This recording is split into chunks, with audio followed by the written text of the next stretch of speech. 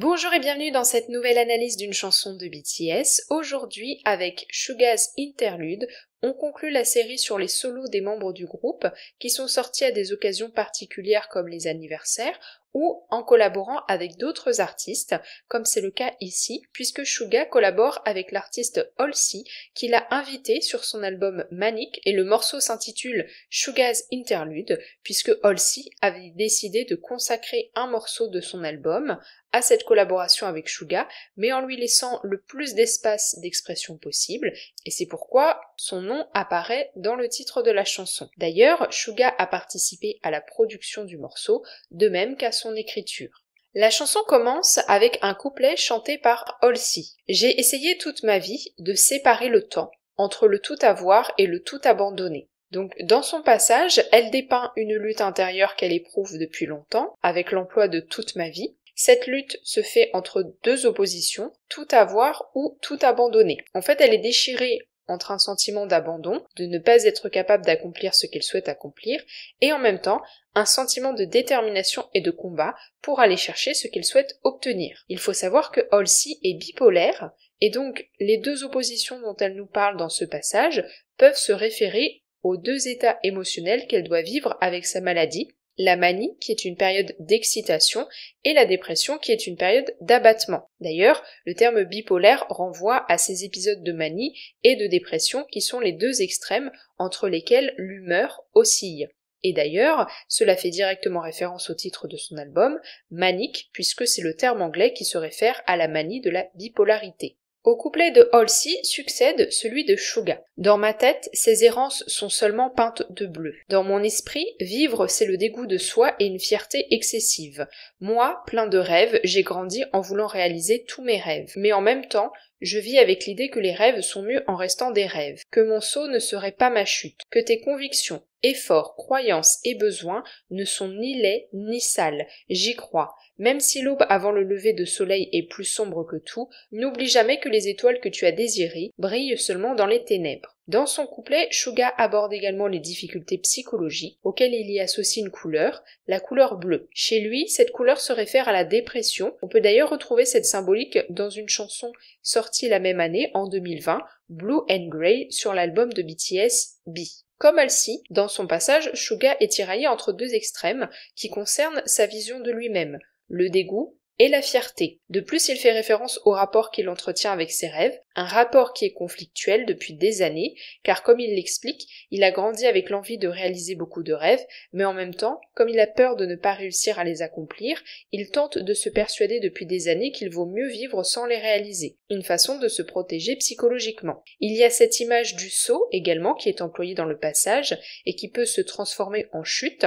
C'est une façon de dire qu'un acte de courage peut s'avérer symboliquement parlant être la cause de la mort. À noter également qu'on retrouve, comme pour son estime de lui-même, cette thématique du dégoût qui est associée à ses rêves. Il y a aussi une référence à une chanson de BTS sortie en 2014, Tomorrow, issue du mini-album School Love Affair, quand il fait la mention de l'aube avant le lever du soleil, une façon de dire que les périodes difficiles sont toujours suivies de périodes positives. Cette référence est accompagnée ici d'une nouvelle métaphore, celle des étoiles dans les ténèbres, pour dire que les choses qu'on désire atteindre et dont l'inaccessibilité nous fait souffrir ne prennent de l'importance que quand on vit une période difficile.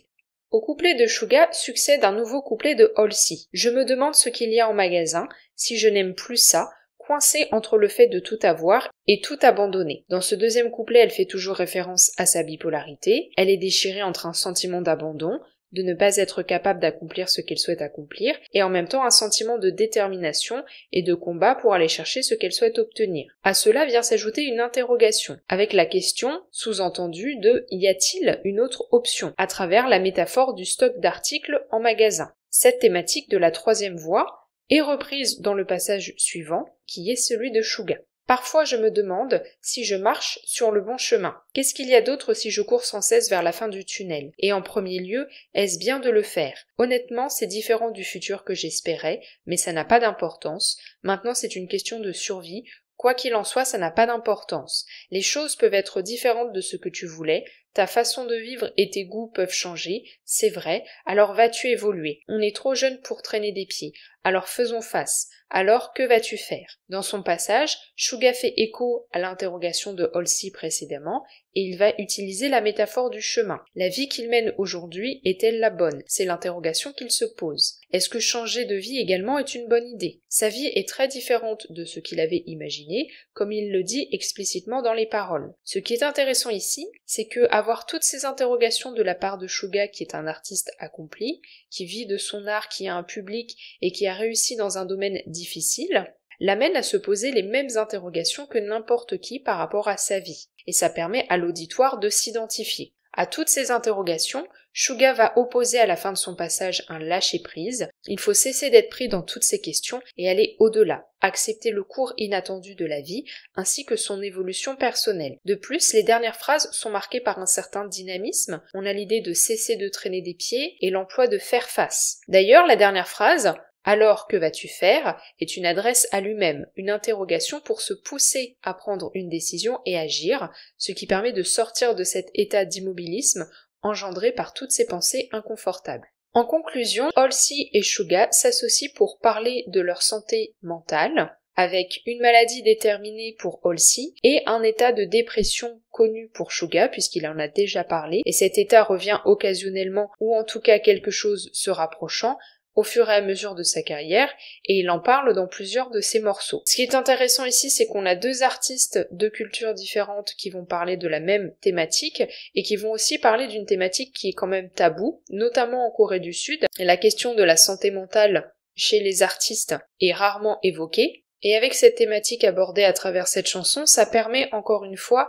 à l'auditoire de s'identifier à Halsey et à Suga. Même s'ils ont des vies complètement différentes des nôtres, on retrouve quand même des interrogations qui sont propres à l'être humain, à différents moments de sa vie. Donc le message, même s'il est personnel de base, est également universel et peut permettre à des personnes qui écoutent la chanson de se reconnaître, de se sentir compris et écoutés et de réfléchir à leur propre situation. J'espère que cette analyse vous aura plu. N'hésitez pas à me dire ce que vous en avez pensé en commentaire. Est-ce que vous connaissiez cette chanson? Qu'est-ce que vous en pensez?